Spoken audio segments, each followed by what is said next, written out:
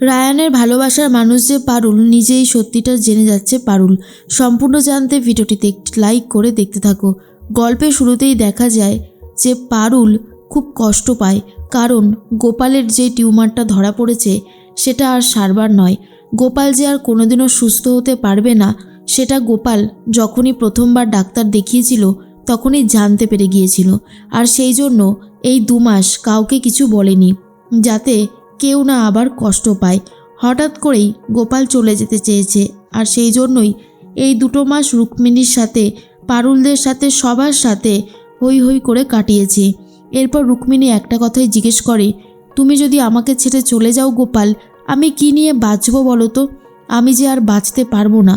গোপাল বলে, ওরকম কথা বলো না রুক্মিণী, জীবনটা অনেক দামি জানো তো। জীবনে আর কিছুই নেই, এই যে তুমি সুস্থ আছো, ভালো আছো, এটাই সবথেকে বড় পাওনা। আজকে আমি চেয়েও বেঁচে থাকতে পারছি না, এমন একটা রোগ হয়েছে যেটাতে আমাকে শেষ করে দিল, কিন্তু আমি থাকবো তোমাদের মনে প্রাণে। সারাটা জীবন তোমরা আমাকে মনে রাখবে, ব্যাস আমি এভাবেই থেকে যাব। পারুল তখন খুবই কান্নাকাটি করতে থাকে আর বলে, দাদা এটা তুমি একদমই ঠিক করলে না। কী নিয়ে বাঁচবো আমি? কাকে আমি সব কথা শেয়ার করব? কে বিপদের দিনে আমার পাশে এসে দাঁড়াবে বলো তো? না দাদা, তুমি এটা একদম ঠিক করোনি। এরপর গোপাল বলে, কি করতাম বল বোন? আর কি কোনো উপায় ছিল? ছিল না আর কোনো উপায়। এইভাবেই আমাকে চলে যেতে হতো, জন্ম মৃত্যু ব্রিয়ে 3 বিধাতা নিয়ে। তো মৃত্যুটা যদি আমার এভাবে লেখা থাকে, কেউ কি আর সেই মৃত্যু খণ্ডাতে পারবে বল? এখন শুধু সময়ের অপেক্ষা, ভালো স্মৃতিটুকু নিয়ে চলে যাব, এটাই হচ্ছে আশা, আর কিছুই না। এরপরেই গোপালের এই অবস্থা দেখে ভেঙে পড়েছে রায়ানের মা মৌসুমী, আর বলে, তোমাকে আমি অনেক খারাপ কথা শুনিয়েছি গোপাল, তোমাকে আমি মেনে নিতে চাইনি, আমাকে ক্ষমা করে দিও। এরপর গোপাল বলে, এ আপনি কি বলছেন মা? আপনি হলেন আমার গুরুজন, আর গুরুজনকে কি ক্ষমা করব? না না মা, এ কথা আপনি একদমই বলবেন না, কারণ আমার মনে হয় এ কথা শোনা ঠিক নয়। আপনি গুরুজন না।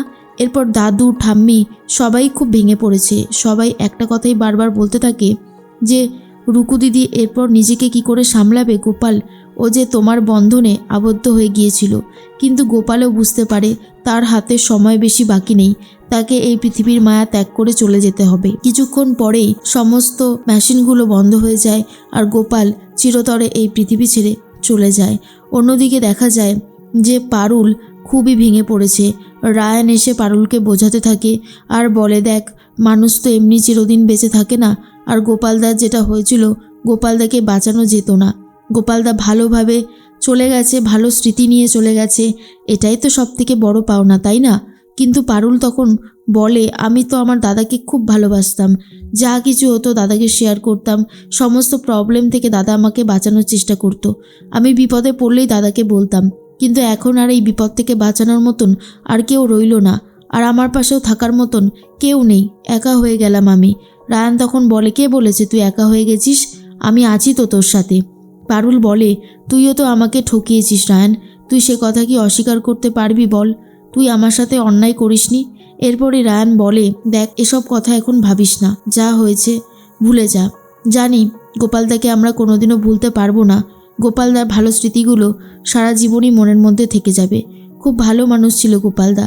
এরপর পারুলকে সামলানোর চেষ্টা করে রায়ান, আর মনে মনে ভাবে, তুই যেদিন আমার ভালোবাসার মানুষের নাম জানতে পারবি, সব থেকে বেশি খুশি হয়তো তুই হবি, কারণ তোর পক্ষেই এটা সম্ভব।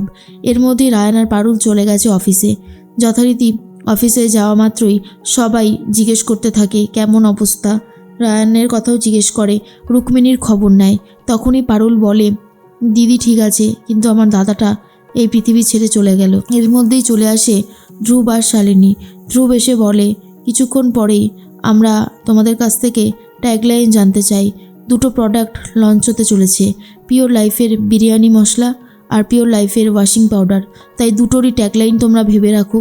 একটু পরেই আমাদের স্যারেরা চলে আসবে, তখন তোমাদের কাছ থেকে এইসব জানতে চাইবে ট্যাগলাইনগুলো, তখনই তোমরা বলবে। এরপর পারুলের কাছে গিয়ে রায়ান বলে, কিরে জন্তু, আবার তো কম্পিটিশন চলে আসলো, অলরেডি তো 1 আর 3 চলছিল, এবার কি তুই হেরে যাবি না জিতবি? শোন, তোকে একটা কথা বলি, আমি যদি এই রাউন্ডে জিতে যাই না, তাহলে আজকে তোকে সেই মেয়েটার নাম বলে দেব যাকে আমি খুব ভালোবাসি, বুঝতে পারলি? এরপরই পারুল ভাবে, তাহলে আজকে জিতে আর কোনো কাজ নেই, আজকে আমি হেরে যাব। আর যদি হেরে যেতে পারি তাহলে তো তার নামটা জানতে পারবো, আর যেটার জন্য আমি এতদিন ধরে অপেক্ষা করছি। তাই আর দেরি কিসের। এরপরেই রায়ান, পারুল সবাই উপস্থিত। চেয়ারম্যান স্যার থেকে শুরু করে বোর্ড অফ ডিরেক্টরসের মেম্বাররা সবাই চলে এসেছে। এরপর জানতে চায় বিরিয়ানি মশলার জন্য কি ভেবেছে আর ওয়াশিং পাউডারের জন্যই বা কী ভেবেছে। প্রথমেই রায়ান ডিটারজেন্ট পাউডার দিয়ে শুরু করে।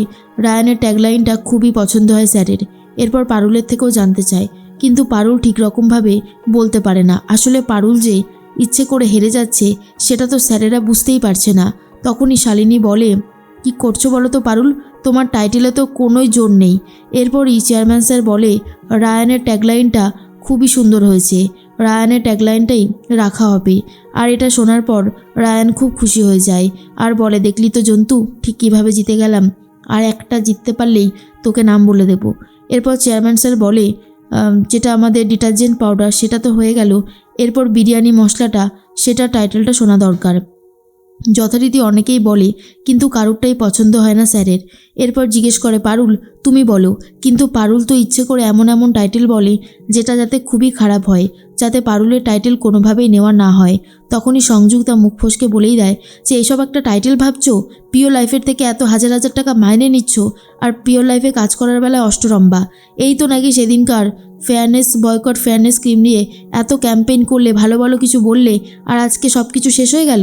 এরপরেই পারুল মনে মনে ভাবে, আমি এখনও আমার ট্যালেন্ট দেখাতে চাই না। আমার ট্যালেন্ট আমার কাছেই আছে ম্যাডাম। আপনার ওই ভিডিওগুলো যদি পেতাম না, এখানে বড় বড় কথা বলা একদম বার হয়ে যেত। এরপর আবারও রায়ানের কাছে যায়। রায়ানের অপশান শুনে খুশি হয়ে যায় চেয়ারম্যান স্যার আর বলে, রায়ানের দুটো ট্যাগলাইনই আমাদের পছন্দ হয়েছে। আমাদের যে প্রোডাক্টগুলো লঞ্চ হতে চলেছে তার প্যাকেটে রায়ানের বলা ট্যাগলাইনগুলোই লেখা থাকবে। আর এটা শোনার পর রায়ান তো খুশি হয়ে যায়। রায়ান জিতে যায় আর ভাবে, যাক, জন্তুর থেকে আমি এক আরোই এগিয়ে গেলাম। উফ, আমার যে কী আনন্দ হচ্ছে। এরকমভাবে যে আমি জিতে যাব এ তো আমি কল্পনাও করতে পারিনি। দারুণ আনন্দ হচ্ছে। জন্তু, আজ আমি তোকে হারিয়ে দিয়েছি। এরপর পারুল ভাবে, হেরে তো গেলাম ইচ্ছে করে, এবার আমি রায়ানের কাছ থেকে শুনবো ও ঠিক কাকে ভালোবাসে। সন্ধ্যাবেলায় বড়সড় একটা পার্টির অ্যারেঞ্জমেন্ট করে অফিসের লোকজনেরা, আর পারুলেরও সেখানে নেমন্তন্ন। পারুল যাবে বলে ঠিক করে। তখন সংযুক্তা ভাবে, পারুল একবার শুধু যাক, তারপর ওকে এমনভাবে ওখানে অপদস্থ করব বোর্ড অফ ডিরেক্টরসের সদস্যদের সামনে, তখন বুঝবে আমি কি জিনিস। এবারে পারুলকে উচিত শিক্ষা দিতেই হবে। কিন্তু রায়ান ঠিক করে, আজকের পার্টিতেই পারুলের সামনে সেই মেয়েটার নাম বলবো, যাতে পারুল জানতে পারে। এতদিন ধরে পারুল ছটপট করেছে শুধু নাম জানার জন্য। এবার পারুল, সময় এসে গেছে, তুই আসল মেয়েটার নাম জেনে যাবি।